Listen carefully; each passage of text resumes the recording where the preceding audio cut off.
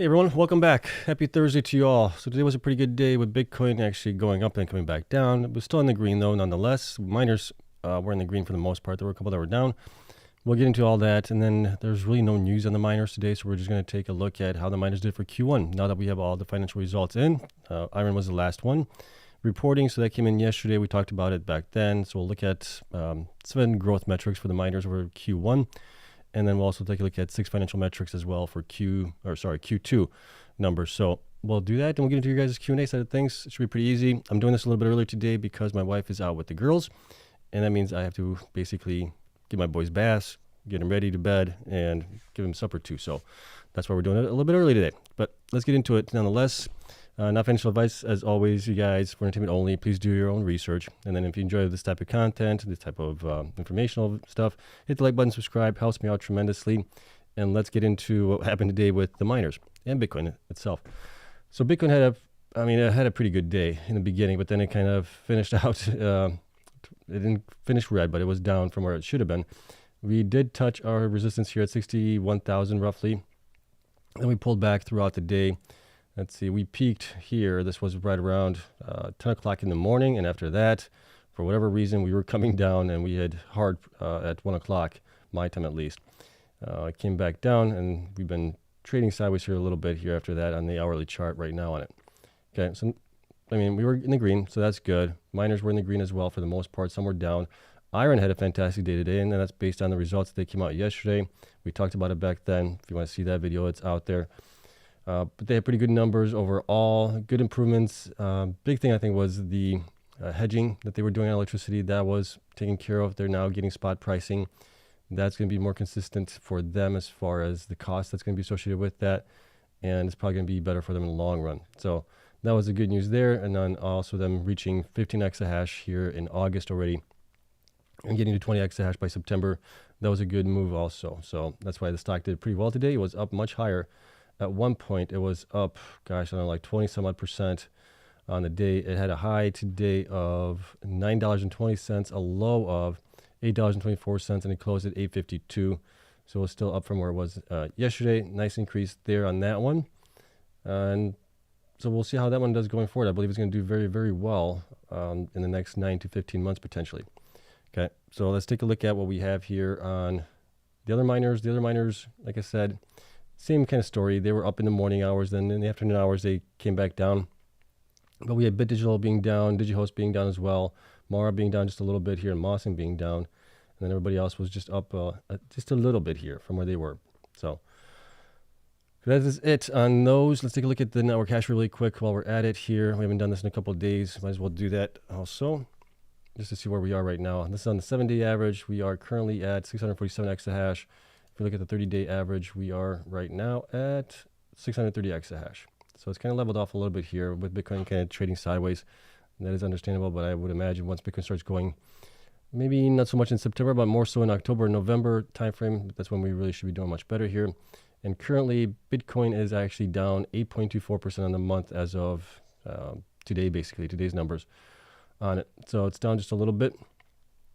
Well, it's down 8% on the month. We'll see where we end up here. We got a couple more days. What do we have? 2 more days left in the month? Or even 1 day. I can't remember. Today's the 29th. So what do we have? Maybe 1 day, 2 days left in August? Can't remember how many days there are in August. But pretty soon we're going to be in September. September doesn't historically look like a good month for us as well. We'll see if we can get a repeat of the greens here that we had, where they were back-to-back years of green. We'll see if we can get that. If not, then we're really waiting for October and November to be much better months for us going forward. All right, so that's it on that. Let's take a look at the metrics here for the quarterly. Which miners came in top on all of these things here. So, like I said, there's 7 metrics for growth, 6 metrics for financial results or financials, and then I use the figures for that to calculate them and score them. So each one of these guys that gets like first place gets 1 point. The one that gets the worst score gets 12 points. So the one with the lowest score is the winner here. And then we also look at it on a weighted basis where I look at certain things where I think those are more important than others. And we look at those scores afterwards. Okay. So the first thing we're going to look at is quarter over quarter hash rate growth. We can see here that Riot beat everybody by increasing their hash rate by about 9.6 exahash here followed by Marathon about 9.8 exahash. Cleanspark at about almost 4 exahash. Bitfarms 3.9 exahash, and IREN with 2 exahash. So those are the top 5 miners there, and you can see how everybody else stacked below that. When we look at year-to-date hash rate growth, we got Cleanspark coming in number 1 here. They got 10 exahash, 10.3 exahash being installed. Riot at 9.6. Marathon at 6.8, I guess you'd say, yeah, 6.8, 6.9 roughly. IREN at 4.3, and then Bitfarms at 3.9. So those are the top 5, and TerraWolf actually had a pretty good stretch here as well. They installed 3.8, and then everybody else is down below that. Looking at year-over-year hash rate, so where were they last year, this time, compared to this time now? We can see that Riot increased the most with 12.6 exahash, followed by Cleanspark with 12.2, Marathon at 10, Bitfarms at almost 6 exahash. You got BitDeer at almost, 5.9 exahash. So those are the top 5 there, and Core was actually pretty close to that as well. They almost got 5.9 as well, followed by TerraWolf, Iris, and down below that. Going over here to quarter Bitcoins per exahash. So we're looking at what was their average hash rate on how many Bitcoins they mined, and then what was the BTC per exahash efficiency on that. Hive came in number 1 with 89 Bitcoins per exahash, followed by BitDigital at 88, Cleanspark at 85, Core at 83, Iris at 83 as well, a little bit lower than Core was. And then everybody else below. The worst one here was Riot with 17.09, followed by Hut 21.98, and BitDeer at 30. Okay, looking at the quarterly BTC mined, Marathon came in at number 1 here, 1,857 BTC, Core at 1,680, Cleanspark at 1,583, Riot at 845, and Iris at 821. So those are the top 5 there. Quarter BTC, so BTC mined per million shares. How much did they get? CORZ Scientific came in number 1 with 6.5 BTC per million shares. Cleanspark followed at 6.3, then Marathon at 6.3 as well, a little bit lower. BitDeer 4.9, and then IREN at 4.3. So those are the top 5 there. Going here to growth left, how much do they have left? This is all that has been purchased for everyone here. So we're just looking from where they are right now at the end of Q1 to where they are supposed to get to. With all the purchases that they do have in place, Cleanspark still has the most growth here, potentially 34 exahash. I think it's going to be more like 30 because they're going to be changing out some of the older machines as well. And then Marathon's got 20, Iris has got still 20, Riot got about 16.9, I guess you could say. Bitfarms another 9.8. Those are the top 5 with the most growth left. Okay, so that's the growth metrics. Looking at the quarterly financials here. Compensation per revenue. Cleanspark came in at number 1 with the lowest percentage of that with 7.91%, followed by Hive at 12.2, then BitDeer 15.9, CORZ Scientific at 18.6, BitDigital 18.9. So those are the top 5 there, and you can see everybody else here. Riot had the most here, and this also includes, it should include also stock-based compensation in there as well. So that's why Riot is at 87%, Cypher at 66%, Hut 8 at 50%, Marathon 48%, right? Pretty high there. Okay, price to book ratio. Lower is better on this one. So CORZ Scientific has a negative here, so I'm giving him a 1 basically. Riot, probably shouldn't give him a 1, probably should give him a 12 here, but we'll leave it as is. Riot came in at first here with just 0.9. Then we have, actually Iris, I should probably update that. It looks like things have swapped on me here. Let's see here. Let's see, I'm going to do that ascending. There we go. So Hive should have gotten a 3, Iris should have gotten a 4. Okay. I just saw that. So Hive is number 3 spot with 1.3, IREN with 1.4, and BitDigital with 1.5. Those are the top 5 there. Current ratios, higher is better. So BitDigital at 21.16, Cleanspark at 8.9, Iris at 8.8, Cypher at 8.4, Riot at 7.6. Those are the top 5 there. Quarter over quarter current ratio. So we're looking to see how they improve at that point. BitDigital improved the most here with 8.8 increase, followed by Bitfarms of 2, then Hut with 1, TerraWolf at 0.75, Hive at 0.57, top 5, and then everybody down below that. Debt to equity ratio, lower is better. CORZ Scientific again, because I think with their numbers and everything else, they're just coming in negative right now for me. So that's why I give them actually 12 here on this one. But then we got Riot came in 1 with 0.038, followed by Cleanspark or IREN with 0.051, followed by Cleanspark 0.052.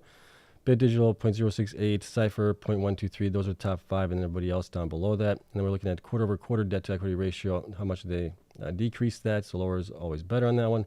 TeraWolf came in number 1 with 0.2, followed by BitDeer 0.039, then Bitfarms 0.036, BitDigital at negative 0.029, and Hive negative 0.015. So those are the top 5 for that metric. So when we look at the total score for the 7 growth metrics here, we can see that Cleanspark came in at 15 points, followed by Marathon with 23 points, followed by Riot with 32 points, then IREN at 35 points, CORZ Scientific at 43, Bitfarms at 46, BitDeer 51, Hive at 52, TeraWolf 54, Cypher 55, BitDigital at 69, and Hut 8 at 71 points for it. So for those 7 metrics, Cleanspark has done the best, followed by Marathon. And when we look at the financial metrics here, we can see that BitDigital came in number 1, followed by Hive, Cleanspark, Iris, Riot, Bitfarms. Riot and Bitfarms are actually tied on the financials. BitDeer with 38, Cypher 40, TeraWolf and Core tied for 46 here points, and then you got Hut and Marathon tied with 53 points. Combine them all together. And for the combined 13 metrics, we got Cleanspark coming in with 48, number 1 here. Riot at 69, Iris at 72, Marathon number 4 spot with 76, Hive number 5 spot, and Bitfarms in number 6 spot with 83 here, and then everybody else, how they stacked up that way. Okay, now when we look at the weighted metrics here, so this is where things get a little bit interesting, and this is kind of the way I look at the metrics, because I think some things are more important than other things. So like quarter-over-quarter hash rate growth, I'm actually giving it only a 0.5 weighted metrics or a weighted score on it. Year-to-date hash rate 0.5, year-over-year hash rate growth also 0.5. BTC per exahash efficiency, I think that's important, so I give that a 2. Growth left, I think that is also important, so I gave that a 2. BTC mined, they can always mine more later on if they increase their hash rate, so I give that a 0.5. And then BTC per million shares, a 1 metric or 1 weighting. Okay. Based on that, we got Cleanspark coming in again, number 1 with 14.5. Marathon, number 2 spot. Iris, number 3 spot. Riot and Hive tied for number 4 spot, followed by CORZ Scientific and Bitfarms. On those, if we look at the 6 financial metrics, weighted again, I do believe the current ratio is pretty important, along with debt to equity ratio, price to book ratio, compensation. Those are all pretty important, so I'm giving those a 2 weighting. And then the other stuff, I'm giving just a 1, not very important. This came in now with BitDigital being number 1 with 35, and I should update this because it looks like Cleanspark and Hive swapped here. Let me see here. I just noticed that. Not that way. Sorry. Sort of ascending. Okay. So Hive came in number 2, Cleanspark number 3, Iris came in number 4 spot, Riot number 5 spot, followed by the rest here. And when we combine the scores here for all of these guys, for all the weighted metrics for the 7 growth and 6 financial metrics, we got Cleanspark coming in number 1 spot. We got Iris in number 2 spot, Hive in number 3 spot, BitDigital in number 4, Riot number 5, Cypher, and Bitfarms number 6 spot, followed by Marathon, BitDeer, CORZ Scientific, TeraWolf, and Hut 8. Right? This is just one of the things that I look at on a quarterly basis to see how the companies are doing and where they are scoring. The interesting part here in the last, I would say probably a couple of quarters, we've seen Cleanspark and Marathon kind of duke it out recently. But recently we're seeing a little bit of a change in that for some reason.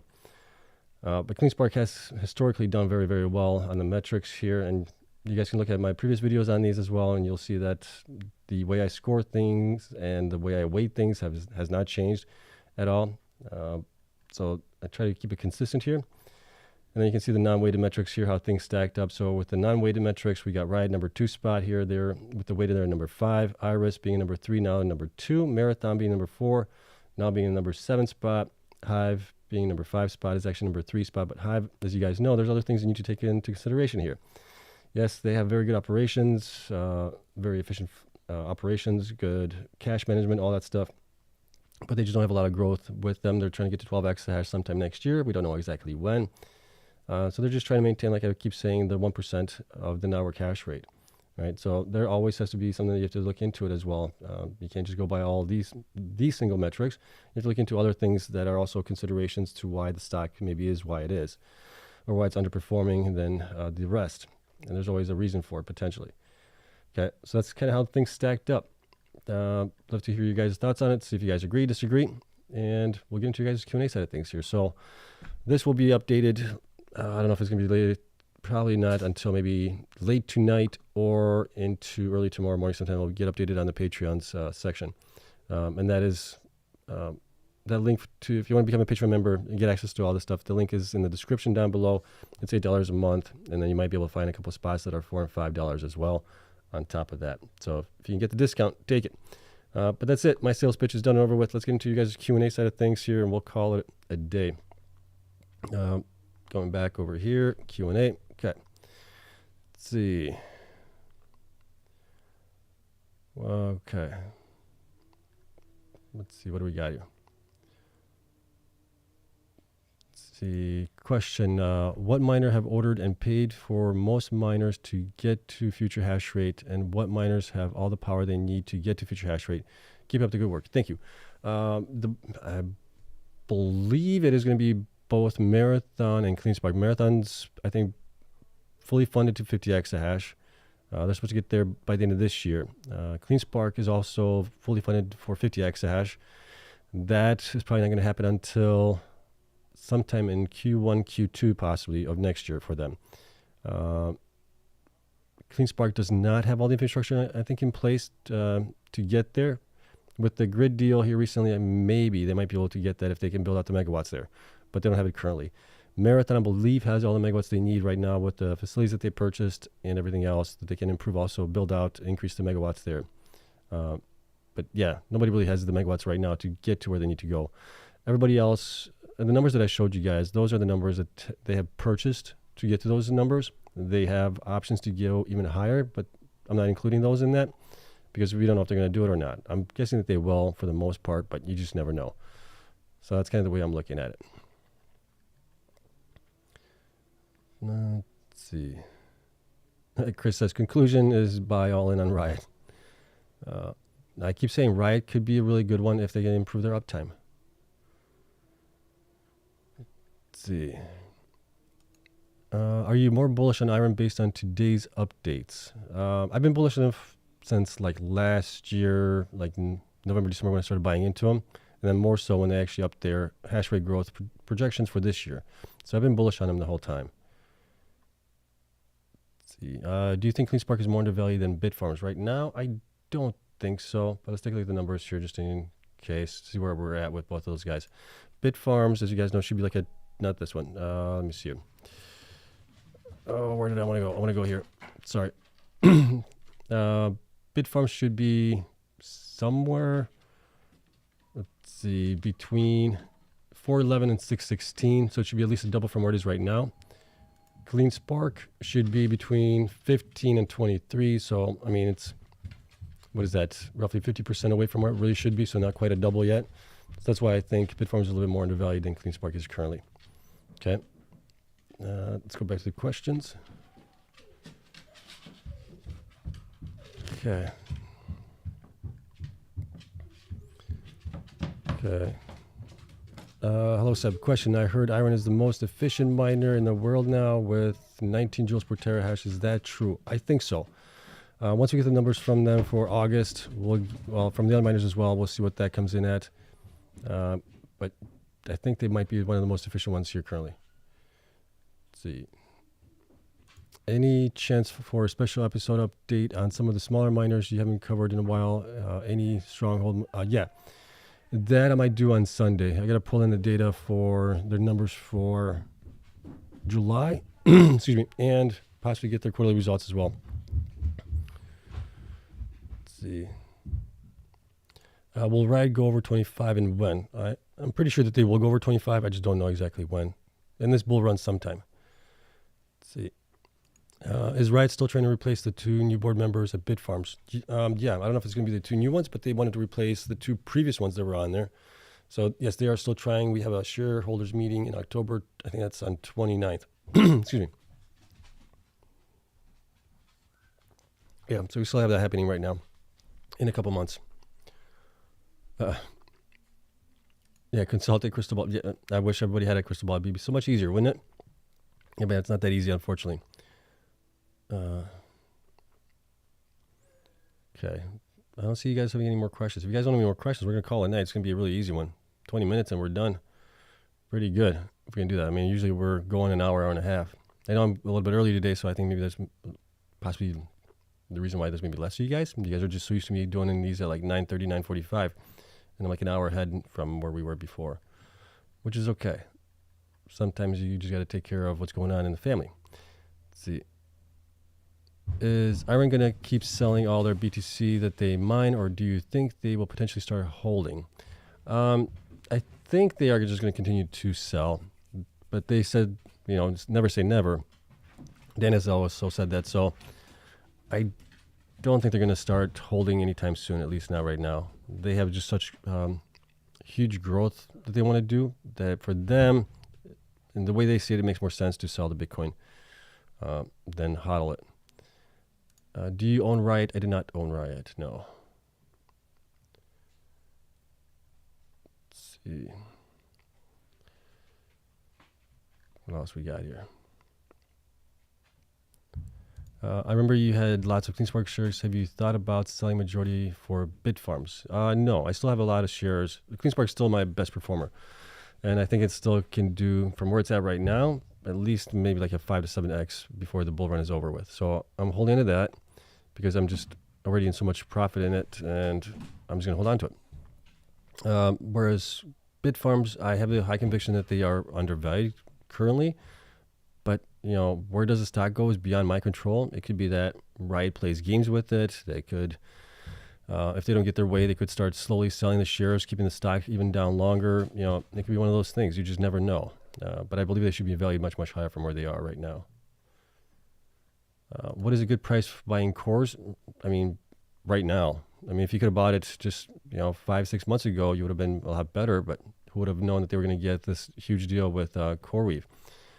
So right now, I still think that they're undervalued. They should be probably valued much more, and I think they will be as they get closer to getting the revenue from CoreWeave next year sometime. Can you explain IREN's poolside deal? So the poolside deal is like a month by month or a couple months at a time deal where they're just using the HPC servers that IREN has for their large language models possibly.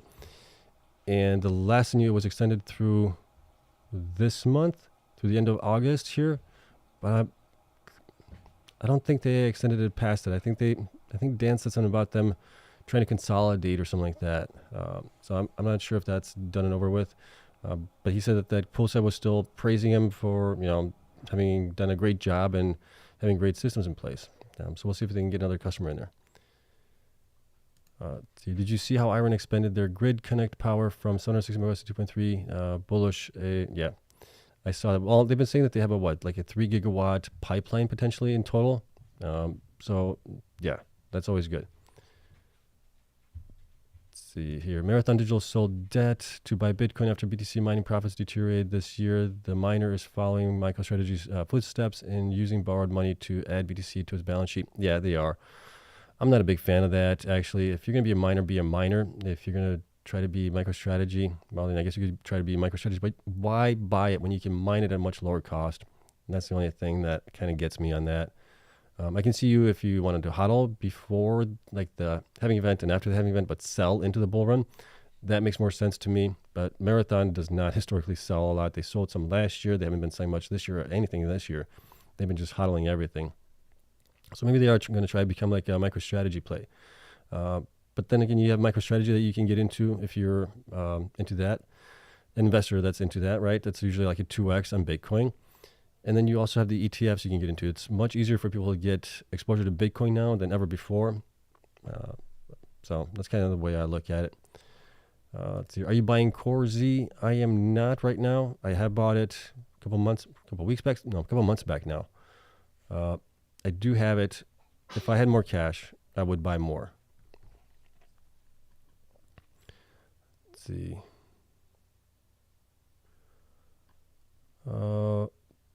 With Feds confirming rate cuts in September, how do you feel about the idea of a super cycle now? Oh gosh, we've had that talk last cycle, right? People were saying that was going to be a super cycle as well. That never materialized. I don't believe in like these super cycles. I think if anything we might get is an extended cycle, which means that we might go up to like 200 to 300,000 potentially per Bitcoin, but we're not going to like 1 million in this cycle. If we do, that's going to be great, but I just don't see that happening. What is a good price range? I mean, if you're looking at CORZ here, I think CORZ, I mean, anything you can get now to like $9.50, even $9 if you can get that. I don't know if you're going to be able to get it because a lot of people that are investors are forward looking. They're looking into the future for CORZ and they're going to be generating a heck of a lot more money in the future. So the stock, I think, is just going to continue to go up here over the next several months here. Let's see. Do you think big players are selling Bitcoin futures to keep the price down? Potentially, yeah. I mean, they're going to try to make as much money on it as possible, and they don't want it to run up too fast, potentially as well. Yeah, could be. Let's see. Can I ask how many shares of Cleanspark you have? It's over 8,000 right now. Let's see. Let's see. Did you see what Zach Bradford said on Twitter yesterday? He was talking about the H100s is the same as the S17s. What do you think he means by that exactly? Well, he's talking about that it's kind of the similar thing that you're seeing with Bitcoin mining ASICs, right? Every couple of years, you get basically a doubling in the efficiency of those things. And I think that's kind of what he's referencing with the H100s when it comes to like the Blackwells that are going to be coming out next year. You're going to have those. I mean, the Blackwells are supposed to be like, what, 10 times more efficient or something like that, 10 times more powerful. So I think that's kind of what he's referencing there. That it's also a tough business if you get into it, especially if you buy the H100s or the Blackwells, whatever it might be, because in a year or two, you're going to be having to swap those things out, just kind of like the miners are having to swap them out potentially. I mean, you still might do workloads on those, but people that have a lot of money and things like that, that have a lot of revenue from AI, those will be gravitating towards the newer generation chips more so than the older generation chips. Let's see. What do you think about CBIT? What is CBIT? I'm not sure what that one is. Let's see. Is it normal for insiders to hold a small percentage of a company like Bitfarms? Yeah, it is. It's not unusual. Let's see here. I agree with Seb. Why not just buy the latest rigs and potentially mine BTC at a lower cost rather than buying it? Yeah, no, that's kind of the way I look at it. If you're a miner, you should be. That's the reason why you're a miner is because you can mine it at a much lower cost. CM says, I'd like to have some CORZ, but the price has gone up already. Yeah, but it's not. This is still, I think, nowhere near the top. If you're looking at the next, I would say, year, at least the next year, I think this is a pretty good price here. Let's see. What are your thoughts on the Russell Can CORZ interview that was today? He covers the HPC infrastructure of values. I did not watch that. I'll have to see if I can find that, maybe watch it later on. Let's see. Do you know why Riot's mining days and uptime are so low? What are the issues? The issues there are, in the past, they had issues with machines in Rockdale. So that was part of the issue. The other issue is that they have a PPA in place at Rockdale. They have only like 345 megawatts, I believe, that they can use, and they need much more than that. But they also curtail because of the ERCOT system there, the 4 CPs. That's another reason why. But even if you take that out and the money that they're getting for that, some months it doesn't add up to what they could have mined with Bitcoin and the revenues they could have gotten with it. There are some months like last year, they had August, which they made like 30 some odd million in credits. So that was a really good month. Yeah. But the rest of the time, the months where they curtailed and if they mined instead, they could have actually generated more revenue. But depending, I guess, the electrical prices are pretty high there. Corsicana, Jason has stated that they should only curtail about 3 to 5% per year. So that's kind of where at least what I'm looking to see out of Corsicana, if they can have 95% uptime. If they can do that, then that's going to be really, really good for them, I think. Let's see. Okay. Once IREN reaches 20 exahash, how much should it be valued? Well, probably, I would say at least half from where it's at right now, if not double at that point. And it depends where Bitcoin's at also. So that has a huge impact on it and where the network hash rate is at.